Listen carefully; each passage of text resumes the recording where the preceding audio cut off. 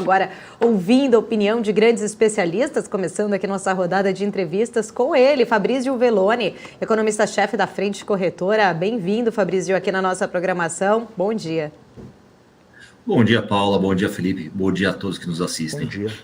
Obrigada. Fabrizio, quero começar falando contigo sobre esse IGPM divulgado hoje, né? Inclusive mostrando ali, volta a subir em setembro, né? Depois de um julho e agosto ali, o índice mostrando queda. Claro, teve um impacto ali também em relação aos combustíveis, mas eu queria entender um pouco da sua leitura, né? O que a gente pode, de fato, interpretar com essa sinalização desse IGPM, trazendo aí uma aceleração depois de 2 meses de queda.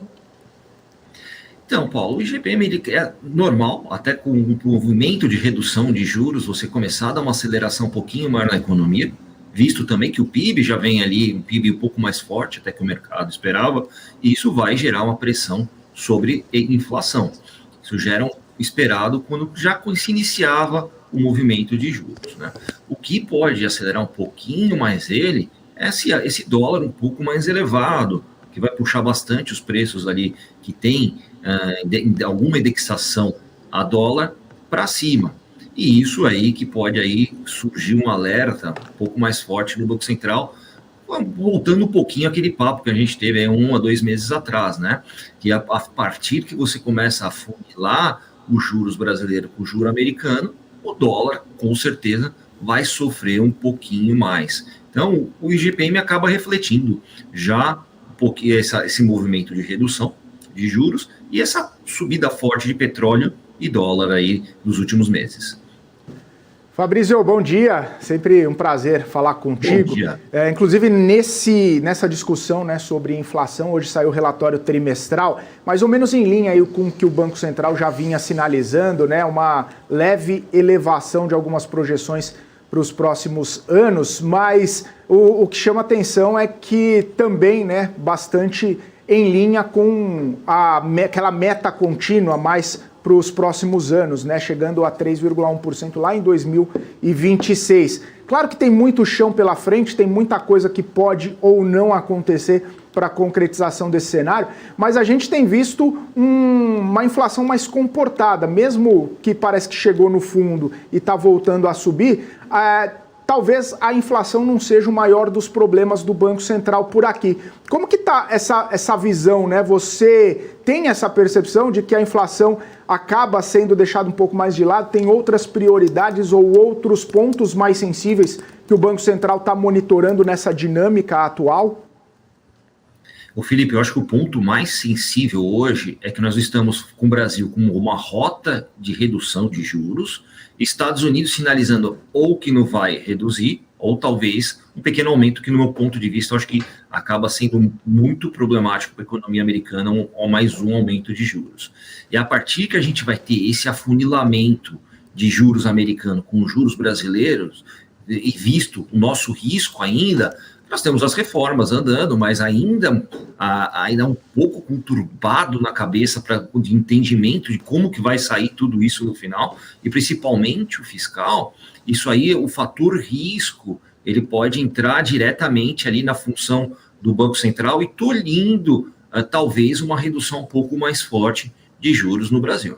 Eu vejo que talvez essas duas expectativas de redução de mais 0,5 ponto em cada reunião pode ser revista, até porque você vai afunilar mais ainda com juros americanos. E isso vai pressionar ainda muito mais o dólar, que já está pressionado, não só por juros americanos, e também por todo o cenário da economia chinesa, que já vem se arrastando há mais de um ano, e prejudicando diretamente empresas que são ligadas, grandes exportadoras, e provisionando uma menor entrada de dólares referente às exportações chinesas, que podem se reduzir com essa crise maior na China. Então, o fator risco, eu acho que acaba sendo um fator que pode pesar bastante aí nas próximas reuniões do Copom. O Fabrizio, a gente até depois, né, da reunião do Copom e do Federal Reserve, a gente viu, ficou fazendo alguns exercícios aqui, ou até mesmo alguns comentários de que talvez, se a reunião do Banco Central fosse na quinta-feira, né, ou na sexta-feira, a gente poderia não ver a movimentação que viu, ou pelo menos ter uma mensagem um pouco mais dura. A gente poderia não ter talvez um corte de meio, ou ter uma mensagem mais dura, dado, né, a essa elevação, a essa deterioração do cenário, a esses riscos que você muito bem comentou, inclusive com movimentação da curva de juros lá nos Estados Unidos, questão fiscal, questão de shutdown, enfim, todo esse cenário mais deteriorado lá nos Estados Unidos, que pesa aqui no Brasil, se a gente tivesse na última reunião um espaço, uma diferença um pouco maior, talvez a gente não tivesse visto essa movimentação, e aí nas próximas, né, que já estão contratadas essas quedas de meio ponto percentual, é um cenário plausível a gente imaginar que não venham esses cortes, ou até os 11,75 chega e aí do ano que vem é que são outros 500? Ô Felipe, eu acho que se o dólar continuar essa trajetória de subida um pouco mais forte, eu acho que dificulta bastante você chegar nos 11,75, tá? Do meu ponto de vista, nós estamos falando do patamar de petróleo a 95 dólares, ali próximo a 95 dólares o barril, com mais um dólar de 5,5. Isso aí, se a Petrobras mantiver uma coerência, principalmente na formação de preços e repassar esse ajuste todo, vai gerar uma pressão muito mais forte sobre a inflação. Não só a inflação de combustíveis, a inflação também em todos os produtos agregados indexados a dólar. E isso deve prejudicar bastante a visão do Banco Central em chegar, eu acho que nem nos 11,75, tá? Eu vejo que talvez ali trabalhar entre 12 e 12,25 para esse ano seria um ponto até um pouco mais coerente para você ter um menor afunilamento de juros com juros americanos, não só juros americanos, tá? Juros de emergentes que ainda também estão alguns mantendo e ou com uma redução muito mais reduzida do que o Banco Central brasileiro. Então isso vai gerar um fator risco um pouco maior para o Brasil, né? Então eu vejo que acaba sendo, no meu ponto de vista, uma posição um pouquinho mais prudente, trabalhar nos juros entre 12 e 12,25 para dezembro. Né, olhando aqui algumas análises diante desse relatório trimestral, algumas projeções trazem aí, acho que reforçando a expectativa de que a sinalização, ali, as projeções do BC acabam sendo aí um sinalizador importante para o tamanho do ciclo de distensão.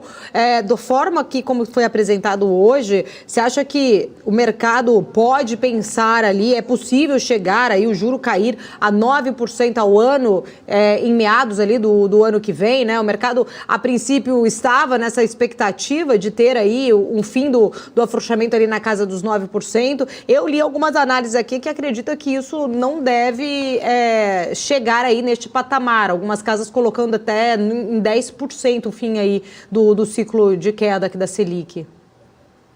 Paula, não faz sentido a economia brasileira ter um juros 2, 3 pontos acima da economia americana. Isso aí, basicamente, a gente vai dar um belo no tiro no pé e tirar fluxo daqui de Brasil.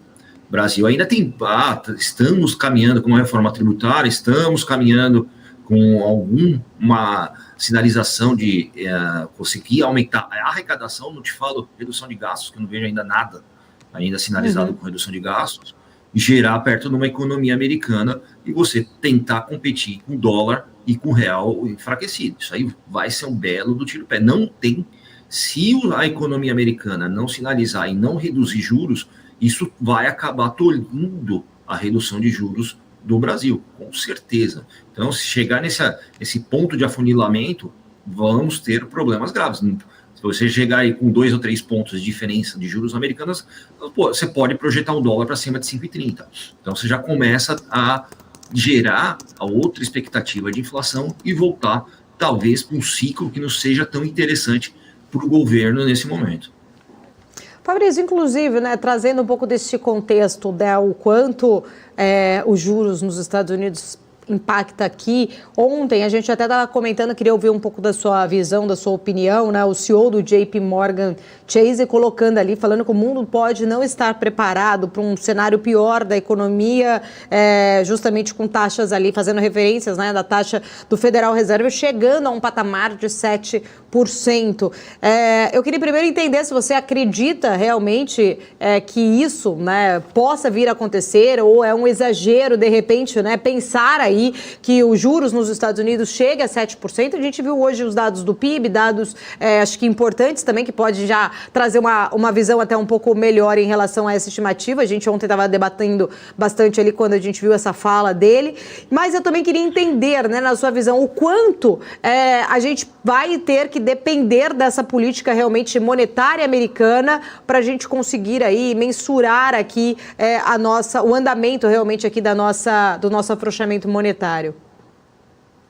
Ô, Paula, corrigindo até um pouco o que ele acabou falando, eu acho que não é o mundo. Até o próprio Estados Unidos não está preparado para trabalhar num juros tão alto dessa forma. Eu acho que eu moro nos Estados Unidos já há algum tempo, de uns 4, 5 meses para cá, você tem visto um agravamento, principalmente na situação de crédito das famílias de baixa renda. Porque o governo já começou a cortar, tirar um pouco de liquidez de mercado, principalmente de auxílios, e isso ali, principalmente quando eles acabam tendo que operar com crédito, a alavancagem das famílias americanas é muito grande. E isso, o custo de crédito subindo do jeito que subiu, você está gerando distorções. Então, nós tivemos recordes de apreensão de veículos, recorde de inadimplência em cartões de crédito, recorde de inadimplência em mortgages. Então, você vai vendo essa deterioração mais forte, e esse é um dos gatilhos que eu vejo que você vai tolir, talvez, o Banco Central americano subir mais os juros. E esse que é o grande problema, até pelas tesourarias de bancos e a parte de riscos de bancos nunca estarem projetando lá atrás juros desse tamanho. Vamos falar que uma linha de mortgage é uma linha de 30 anos, e ali, nesses 30 anos, eles nunca projetaram conseguir operar com juros acima de 5%, 6%. Então, isso já gera problemas para o sistema financeiro americano, que já vem sofrendo. Aqueles pequenos bancos ali lá atrás, é um pequeno reflexo do que pode acontecer lá para frente,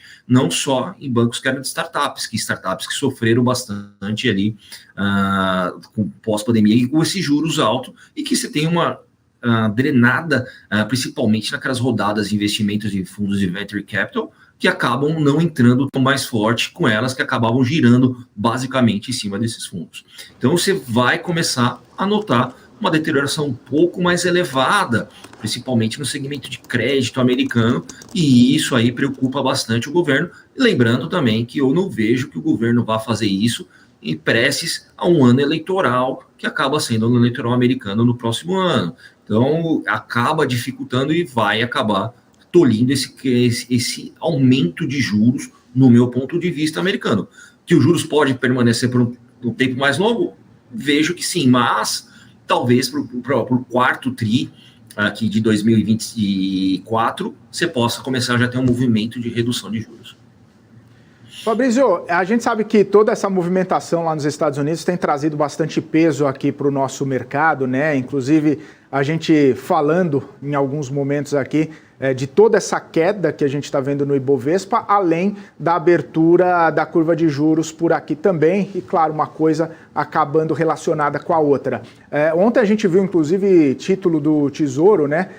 Já trabalhando com IPCA mais 6, alguma coisa que a gente já não via há um bom tempo por aqui, principalmente por conta de um fechamento da curva recente. Mas as coisas começaram a se modificar recentemente também com essa tensão, com essa cautela. Existe um questionamento, né, se esses movimentos, ou se alguns desses movimentos estão sendo mais exagerados, né? Claro que o mercado tenta antecipar, o mercado tenta ver, né, o que vai estar lá na frente, né? Já projeta alguns cenários, mas um cenário mais deteriorado pode estar sendo exagerado, tanto na questão dos títulos, na questão desses prêmios mais elevados, quanto o impacto que a gente está vendo em várias empresas por aqui também? Ô Felipe, eu vejo que o mercado ele acaba sendo bem pessimista no começo e depois ele voltando a alguma racionalidade. Eu acho que o mercado ele acaba se surpreendendo por uma situação que acabou sendo bem diferente, né? A gente vê que a fórmula clássica, principalmente para redução de inflação, acabou não funcionando da forma que todo mundo esperava. A redução da inflação, ela está sendo, mesmo com você tendo aumento de juros, de uma forma muito mais lenta e devagar nas economias, principalmente na economia americana. Então, você vê uma Europa também com cenários de degradação, até devido à guerra, com essa puxada, principalmente de combustíveis, lá para lá, com o corte do gás russo, gerando uma inflação também que é muito difícil de se controlar, porque você vai ter que ter uma matriz energética diferente, escassa e mais cara. E o petróleo lá em cima também, com Rússia e a parte do OPEP puxando esse preço e a redução de produção. Então, essa inflação ela está saindo de uma forma muito mais lenta, e isso muda também um pouquinho, gera discrepância, e também quando você gera uma discrepância do modelo clássico, que você tem uma previsibilidade um pouco maior do mercado, o mercado acaba exagerando a mão, e depois ele acaba entrando numa racionalidade, vendo como é a reação. É normal, do meu ponto de vista, tá, Felipe, o mercado ali ser um pouco mais pessimista nas suas tomadas, nesse momento que ele tem incerteza e uma dificuldade de fazer uma previsibilidade um pouco mais assertiva.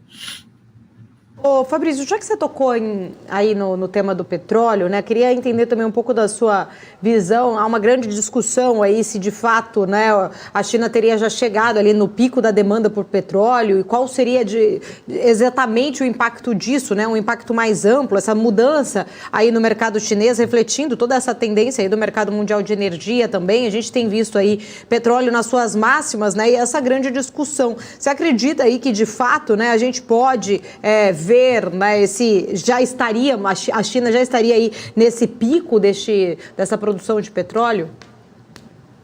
Paula, eu acho que hoje quem tem mais acesso a petróleo basicamente é a China. Até porque os acordos que ela tem com a Rússia facilita muito mais para ela ter acesso a petróleo. Eu não duvido nada que seja um conluio entre os dois para subir mais o preço. Tá? Aí é intriga, pode ser algo especulativo, mas não faz sentido os acordos que ela tem com a Rússia reduzindo produção para a OPEP, vai sobrar petróleo, para algum destino ela vai. E essa negociação unilateral que ela tem direto com a China facilita bastante ela ter acesso ao petróleo, e talvez por um custo até menor do que hoje o mercado tem. E a gente até vou dar uma olhada aqui agora no petróleo, né, mas só para a gente atualizar o preço aqui da commodity, mas eu queria até entender. A gente estava falando toda essa questão anteriormente, até você citou ali, quando a gente falou em relação aos desafios ainda monetários, de inflação, a incerteza, né, desse comportamento aí do barril do petróleo, que tem, né, atingido aí as suas máximas. Só atualizando aqui rapidinho como que está a commodity agora, antes da gente concluir aqui, está em queda agora o petróleo Brent, mas ali na casa dos $93. Eu até queria entender um pouco mais, né, da tua leitura, falando aí dos impactos que a gente pode acabar tendo globalmente, ainda por conta dessa questão aí do preço do valor do barril do petróleo. Paulo, o que se acaba tendo é a manutenção de um processo inflacionário mais alongado por um tempo maior. É isso que acaba tolhindo redução de juros na forma global.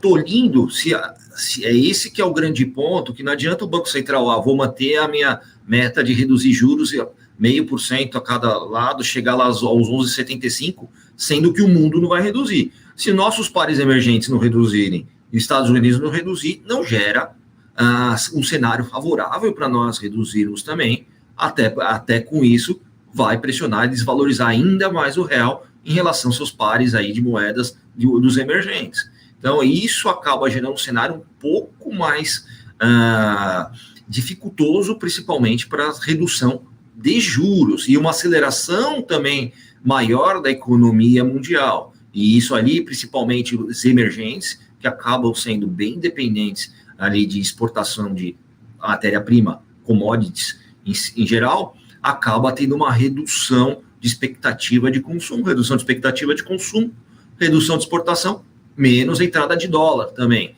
Então, isso acaba ali gerando em cadeia, né, uma expectativa de você pressionar mais o dólar e reduzir menos os juros para se manter a entrada desse capital estrangeiro para conseguir dar uma equilibrada, mesmo que seja aquele capital, que eu falo que nós somos extremamente dependentes, e até hoje a gente não tem uma fórmula para conseguir reduzir essa dependência, aquele capital de entrada e saída rápida aí em cima dentro do mercado brasileiro. Maravilha. Ô Fabrício, uma última pergunta aqui da minha parte, né? Ontem a gente viu aquela reunião, né, do presidente Lula com o presidente do Banco Central, Roberto Campos Neto, intermediada ali, fazendo meio de campo pelo ministro Fernando Haddad. A gente tem visto bastante, né, uma movimentação, principalmente por parte do Banco Central, sinalizando política fiscal e política monetária andando juntas ali para trazer um certo ambiente mais propício, mais benigno para a economia brasileira. Claro que a gente sabe, e já discutiu bastante aqui, inclusive, todo o cenário global e os impactos aqui dentro, mas com uma política fiscal mais comportada, né, mais determinada, também uma política monetária que ande junto, né, e que tenha toda essa relação um pouco mais saudável, isso traz impactos positivos, né? Claro que quando melhorar o cenário mais global, a gente pode ter, né, uma melhora no ambiente, a gente pode ter, inclusive, uma visualização de um horizonte de queda de juro mais sustentável, andando com as duas políticas em conjunto, com uma relação institucional bacana entre esses poderes, entre esses órgãos, né? Eu queria entender um pouquinho a sua visão sobre até mesmo um ponto positivo, né, dessa reunião de ontem, desse encontro de ontem, que, segundo o ministro Fernando Haddad, foi bastante cordial, foi excelente, né, e institucional. Felipe, o ponto que eu gostaria até de frisar foi a fala do presidente do Banco Central, falar que o que importa é a intenção. Importar a intenção, eu acho que assim, o mercado, isso demonstra que ele vê que talvez o governo esteja tentando fazer, mas que talvez não consiga. Então, que ele tentando vender que importa a intenção de a gente fazer. O grande ponto é o seguinte, as reformas em si, elas estão caminhando, mas não ainda dá uma certeza grande que o governo vai chegar lá para cumprir seu orçamento. Ponto que falta em todas as reformas é controle de gastos, que a reforma administrativa seria de fundamental importância para fechar efetivamente esse fiscal brasileiro e dar uma expectativa um pouco melhor para onde que a gente vai conseguir chegar. Tá? O governo, até saindo um pouquinho dessa queda de braço com o presidente do Banco Central, tentando ali apaziguar, começa a entender que a condição não é bem dessa forma, do que ele imaginava lá atrás, que era sair cortando juros e fazer. Hoje, o cenário brasileiro é um pouco mais complexo. O governo acabou sentindo, com as votações de tanto do arcabouço quanto da reforma tributária, que ele tem uma força não tão forte como ele imaginava no começo do seu mandato, junto com a Câmara e com o Senado. E ele vai ficar dependendo ali, efetivamente, de uma boa vontade um pouco maior, tanto das casas, para ele conseguir passar algo de diferente e que consiga agradar o mercado. O mercado, esse processo se esticou por um tempo um pouco mais alongado, que gerou uma certa desconfiança no mercado, que ainda não tem tanta certeza que isso vai sair finalizar de uma forma que acabe cumprindo o que o governo determinou como as metas, e isso ainda gera a insegurança no Brasil e redução de captação de recurso externo.